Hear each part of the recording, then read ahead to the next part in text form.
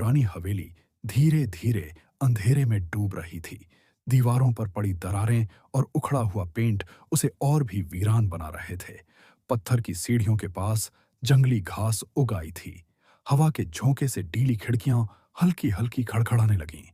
यही हवेली अब आरती और मीरा का नया ठिकाना थी। दोनों बहनें अपनी दिवंगत नानी का घर देखने और संभालने के लिए यहां आई थीं।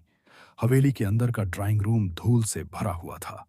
फर्नीचर पर मोटी परत जमी हुई थी और दीवारों की पुरानी वॉलपेपर जगह जगह से उखड़ चुकी थी। खिड़कियों से छनकर आती शाम की हल्की नीली रोशनी कमरे को और उदास बना रही थी। आरती ने भारी सांस ली और अपना सूटकेस नीचे रख दिया। मीरा ने घबराई नजरों से पूरे कमरे को देखा, जैसे हर कोना कोई पुरानी याद छिपाए बैठा हो।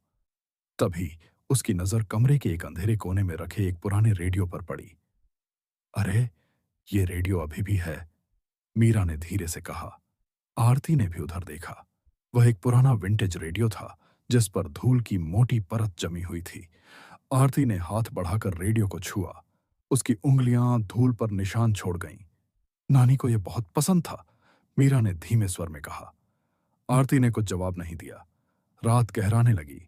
दोनों बहनें अपने कमरे की ओर चली गईं। लंबा अंधेरा गलियारा एक ही पीले बल्ब से रोशन था।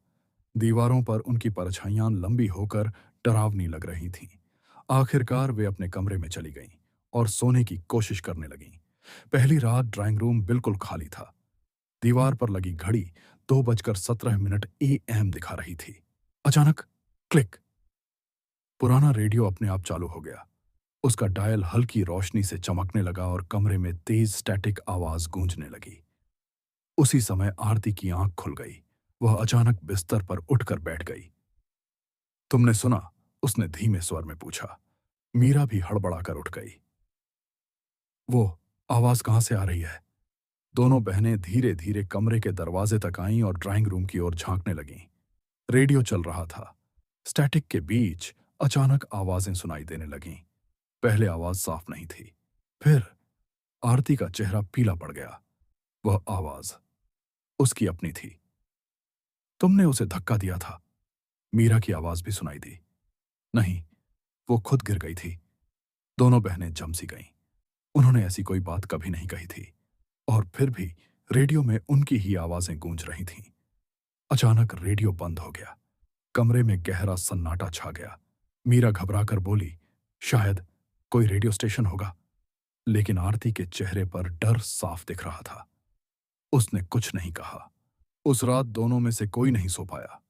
दूसरी रात, अगली रात, दोनों बहनें पहले से ही जाग रही थीं। घड़ी धीरे धीरे 2:17 AM के पास पहुंच रही थी और जैसे ही सुइयां उस समय पर पहुंची, क्लिक! रेडियो फिर चालू हो गया। इस बार आवाजें और साफ थीं। रेडियो में वही बातचीत चल रही थी, लेकिन अब बात उस रात की हो रही थी जब उनकी नानी सीढ़ियों से गिर गई थीं। मीरा का चेहरा डर से सफेद हो गया। कमरे की हवा अचानक बहुत ठंडी हो गई। उनकी सांसें भी धुंध की तरह दिखाई देने लगीं। ये ये कैसे हो सकता है? मीरा फुसफुसाई। आरती घबराकर दौड़ी और उसने रेडियो का प्लग दीवार से खींचकर निकाल दिया। रेडियो तुरंत बंद हो गया। लेकिन उस रात फिर भी उन्हें नींद नहीं आई।